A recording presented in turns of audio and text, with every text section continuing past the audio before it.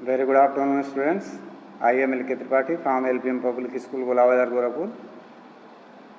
My dear students, we have been studying chapter 2 of history, that is company's power. Now in this video we shall see company rule expense. After the establishment of trading companies by the various European powers, a conflict broke out among them. During the 17th and 18th centuries, the English and the French companies, supported by local Indian rulers, fought several wars.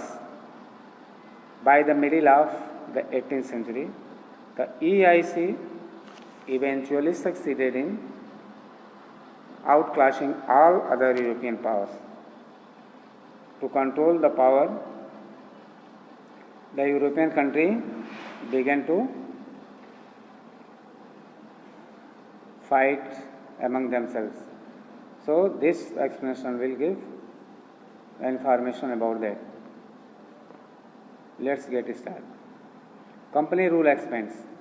If we analyze the process of annexation of Indian states by the East India Company from 1757 to 1857, certain key aspects emerge.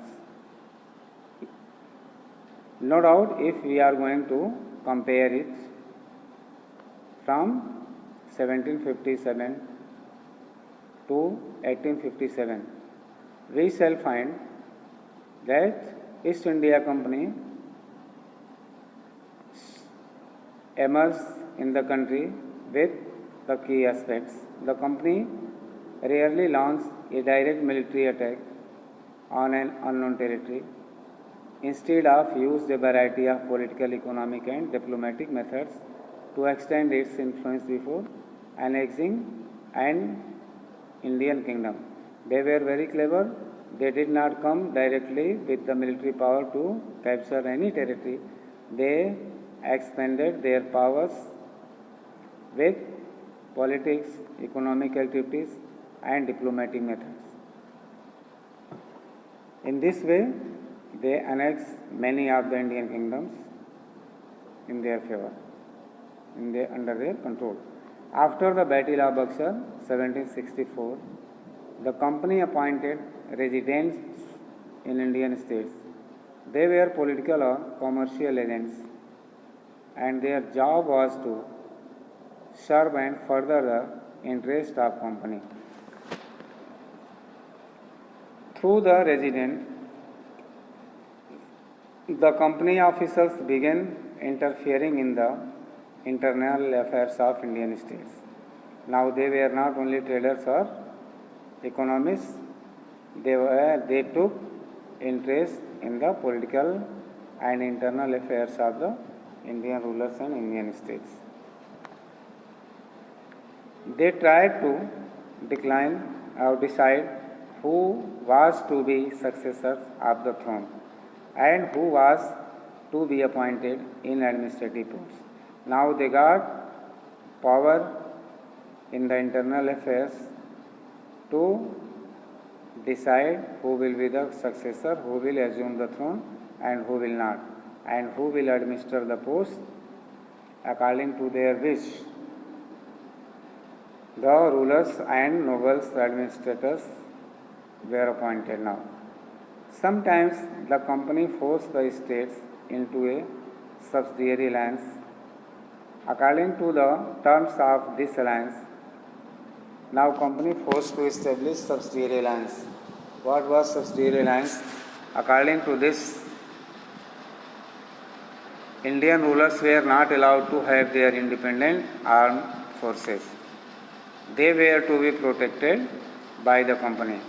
इसमें ये हुआ कि जो भी Indian rulers हैं उनको independent arm forces allowed नहीं किया जाएगा. उनको जो है कंपनी प्रोटेक्ट करेगी, कंपनी के आर्डर से चलेंगे. But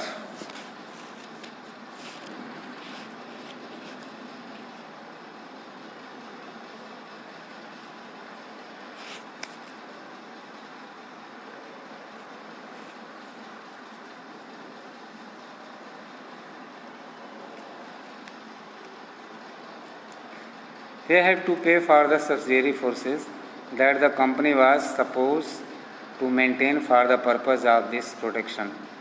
If the Indian rulers failed to make the payment, then part of their territory was taken away as penalty. They imposed a condition over the Indian rulers: protection of the armed forces will be under the local rulers, but without order of the British authority, they will not be allowed to take any action anywhere. If the ruler does not get capable to pay the salary and to protect the military, in this way the territory of the rulers will be annexed and will be taken away by the British as penalty. For example, when Richard Wellesley was Governor General, the Nawab of Awadh was forced to give over half of his territory to the company in 1801 as he failed to pay for the subsidiary forces. Hyderabad also forced to cede territories on similar grounds.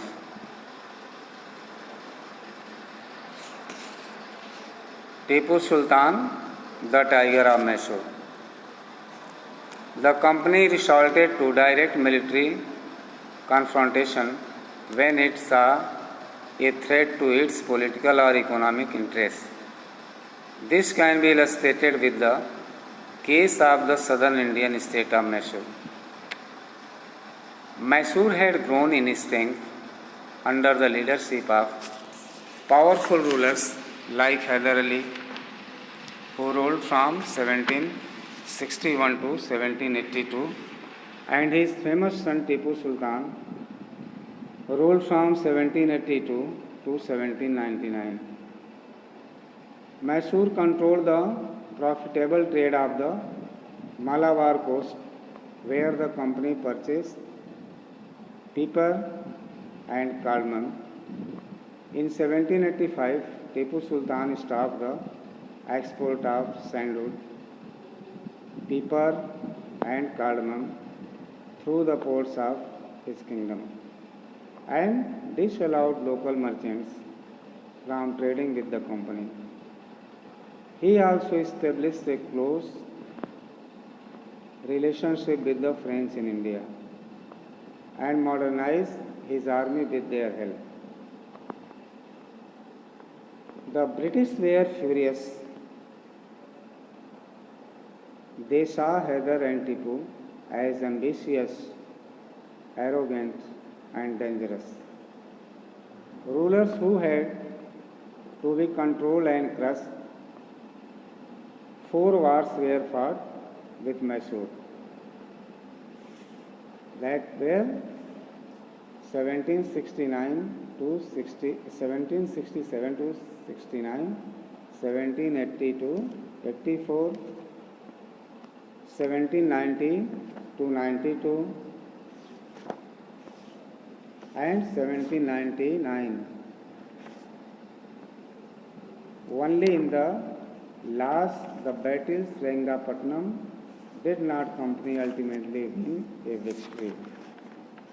Sringapatnam was the capital of Mysore,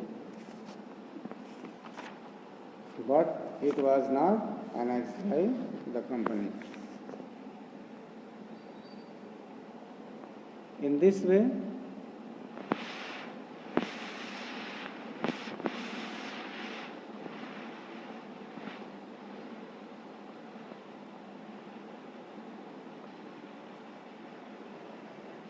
Tipu Sultan was killed defending his capital, Sringapatnam.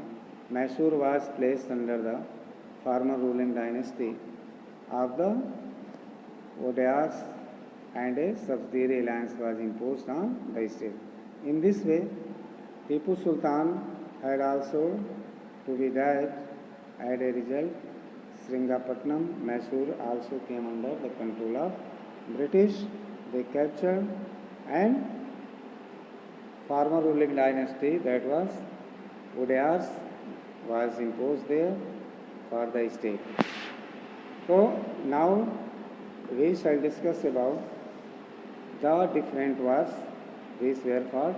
First war was fought in 1769 to 1767 to 69. That was fought between Anglo and Mysore war, that is. Let us discuss. Suspiciously of the rise power of Hyder Ali, the Nizam of Hyderabad formed a coalition with the British and attacked Mysore. Hyder Ali defeated them and forced the British to sign a treaty by which they agreed to help each other in case of attack by a third party. Hyder Ali made a close relationship. He compromised with the Nizam of Hyderabad. He was the Nizam of Hyderabad, and he and British attacked Mysore.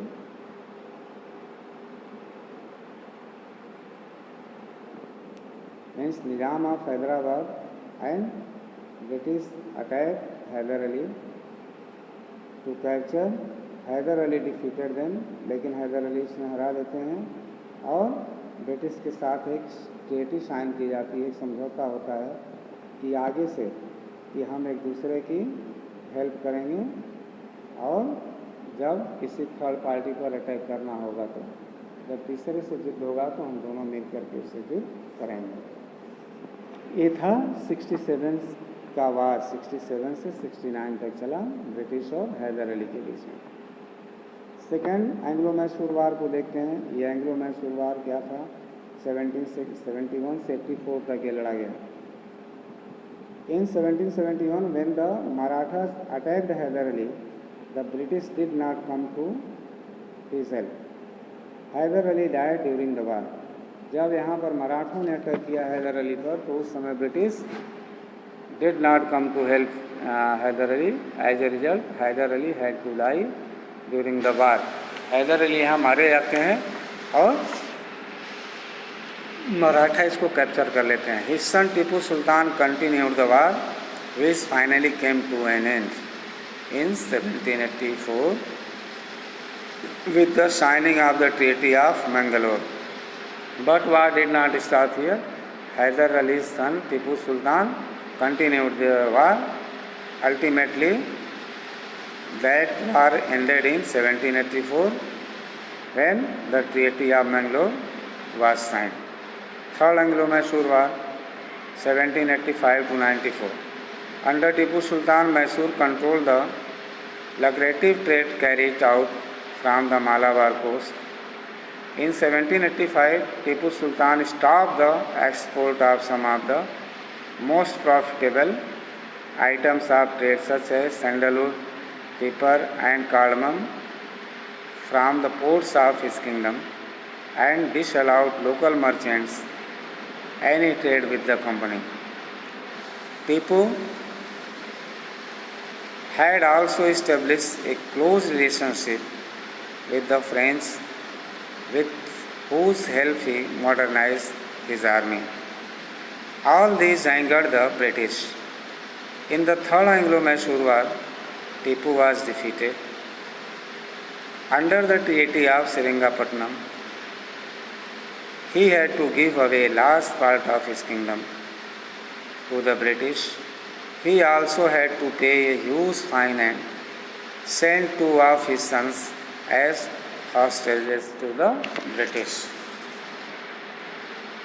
Fourth Anglo Mysore war जो 1798 से 99 तक लड़ा गया, ये क्या था? Lord Wellesley, the British Governor General, wanted Tipu to accept the subsidiary alliance. When Tipu refused, the Fourth Anglo-Mysore War started in 1798. Tipu died fighting. The British annexed a large portion of his conquests and gave them to the Nizam of Hyderabad for his help. The rest of kingdom was placed under the heir of the erstwhile ruling family. the Magyars who accepted the subsidiary alliance. इस तरह से इस territory को अंग्रेज़ों ने निज़ाम of Hyderabad को दे दिया, जो वार के समय में उसकी हेल्प कर रहे थे। टीपू सुल्तान मारे गए और मैसूर का राज अंग्रेज़ों के हाथ में चला गया। मराठास, अब मराठों को देखते हैं, मराठा कौन थे। About a decade after the defeat of the Marathas in the third battle of Panipat, an intense power struggle began among the 5 Maratha chiefs, the Peshwa, the Gaikwad, the Holkars and Bhosle. जब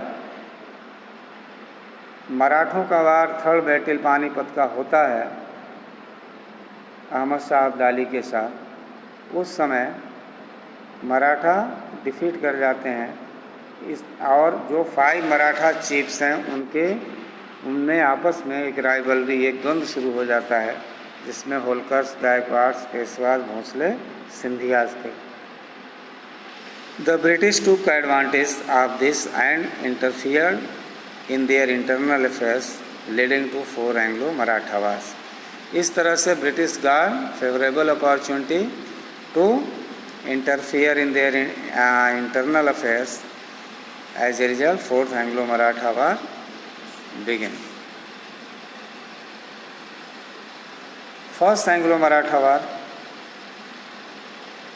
This war broke out over the question of the successions to the throne of the Peshwa.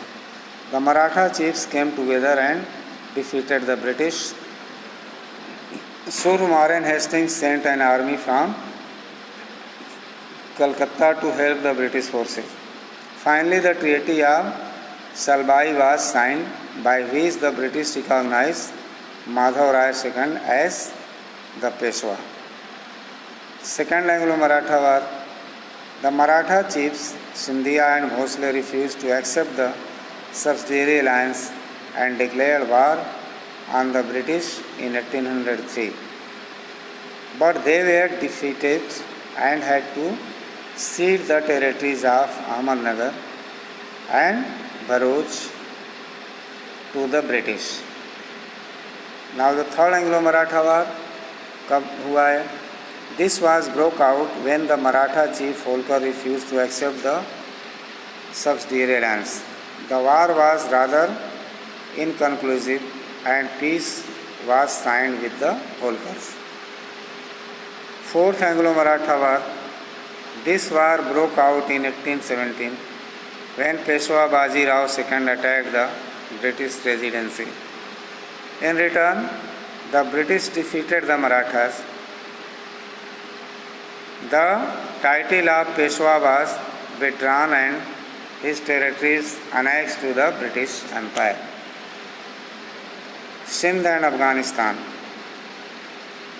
The EIC wanted to annex Afghanistan, however, it could not be possible without conquering Sindh. In 1809, a treaty was signed with the Amirs of Sindh. As per this treaty, the Amirs promised not to let the French pass through their territories, and the British promised not to transport arms through Sindh. In this way, this video is going to over. Next discussion will be taking place in the next video. Till then, thank you.